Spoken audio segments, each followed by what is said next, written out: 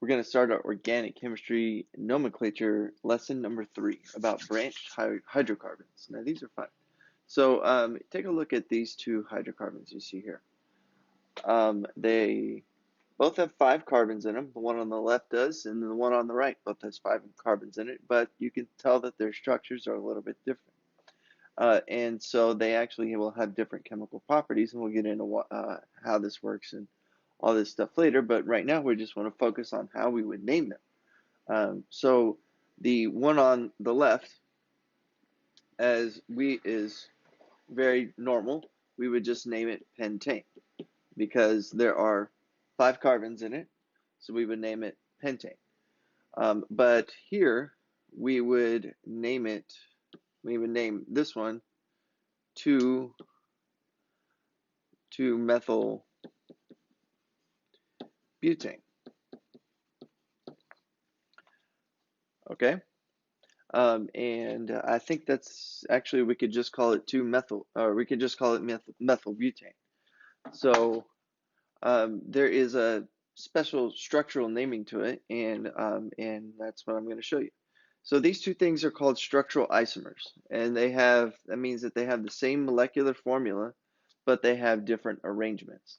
So isomer is what that's talking about. So structural isomers have the same structure, but they just have, they have different structures, but they have the same molecular formula. Okay, so looking at the next one, so the rules for naming this are going to be to first find the longest chain, the longest carbon chain, and you want to name it. And then we'll name the branches of those carbons, and they will go along the same ones, except we're going to add a YL at the end. So methyl or ethyl or propyl or butyl. But really you only see methyl, ethyl, and propyl in this introductory organic chemistry course. And then for the last part, we're going to assign the lowest number. And I'll show you what that means right now. So let's just take a look at this guy right here. Now the hydrogens get a little tedious, so don't blame me if if I'm not going to show them. So 1, 2, 3, 4, 5, 6. Okay, so we'll just show this one, and we're going to have carbon, and we'll have the carbon here. So just the hydrogens are understood. We'll just stick with that. So now the first step is to name the longest chain. Well, a lot of students will say, oh, okay, well, here's the longest chain right here. Well, that's not right, okay, because that is 6 carbons. But if you look right here, the longest chain starts with 1, 2, 3, 4, 5, 6, 7, okay? So that is actually going to be heptane. So we're going to name this one heptane. And then we're going to name this extra branch right here. So this one is on the third, attached to the third carbon right here, and it is only 1 carbon. So this one is only 1 carbon. So that's going to be methyl, and we're actually going to call it 3-methyl heptane. Okay, because it's on the third carbon, that's why the 3 is there, and then it's going to be methyl heptane. Now you might have asked, well, what about this, Mr. Russell? What if I named it 1, 2, 3, 4, 5, 6, 7, right? What if I did that? Why can't it be 5-methyl heptane? Well, remember the rule number 3, what I just showed you, you have to assign the lowest number. So 3-methyl heptane is what you would use, not 5-methyl heptane. Now, for another one, let's try this one. Oops, I don't want green.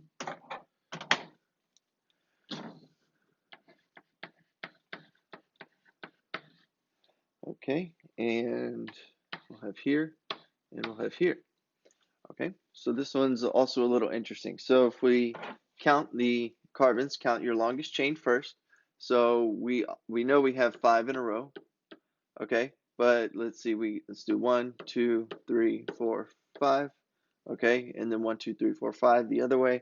So no matter how you slice it, it will always be 5 carbons. Now those red dots are annoying, so I'm going to take those off. And so now we will name this pentane, right? And now we have to add these 2 branches.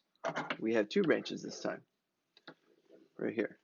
So we'll just go with this one is 1, 2, 3, 4, 5, pentane. So what we'll do is we will call this, we have a methyl group here, and we have a methyl group here. So we're going to call this actually, and it's on 2 and it's on 4, so we're going to call it dimethyl, because di means 2, right? So we're going to call it 2,4-dimethyl pentane. All right, and now again, Mr. Russell, what if you had named it 1, 2, 3, 4, 5? Well, is that different than what I just said? No, not in this case, no. There is the 2 and the 4 are still on the same ones. You see that, how that works? So you have to think geometrically. You won't always see, remember these are 3-dimensional molecules and you can spin them around. So you have to be clever about this. It takes just a little bit of practice. So let's take another one. And let's take that pentane one from before, but we're going to vary it up a little bit. So that is also a structural isomer of pentane because it has 5 carbons in it. But the longest chain in this one is going to be propane. And you can slice it up as this is 1, 2, 3, or you can slice it up as 1, 2, or 3. Oh, 3. Okay. So, but in either case, it will have 2 branched hydrocarbons. So what I'm going to do is I'm going to call it 2, 2 dimethyl pentane. Dimethyl propane, sorry. Dimethyl propane. So those numbers look a little confusing. So I'll retry that one more time. And I'll take a look at that. We have carbon and carbon. So we are naming this 1, 2, 3. So this carbon right here and this carbon right here is branched off of the second carbon. So since both of them are branched off the second carbon, then we have the same number twice, and you can have that happen. All right, so let's take a look at this here molecule.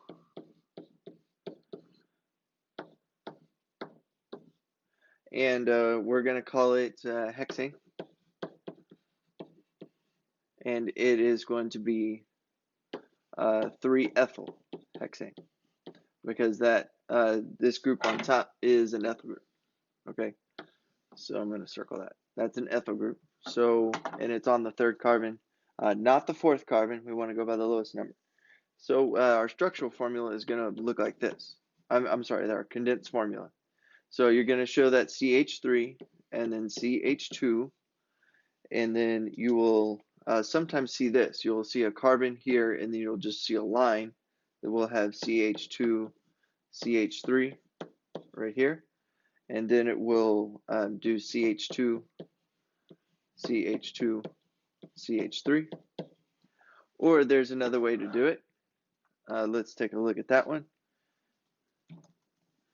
You can actually put them in parentheses instead, because the parentheses will denote the branch. So it could be CH3, CH2, and then CH, I'm sorry,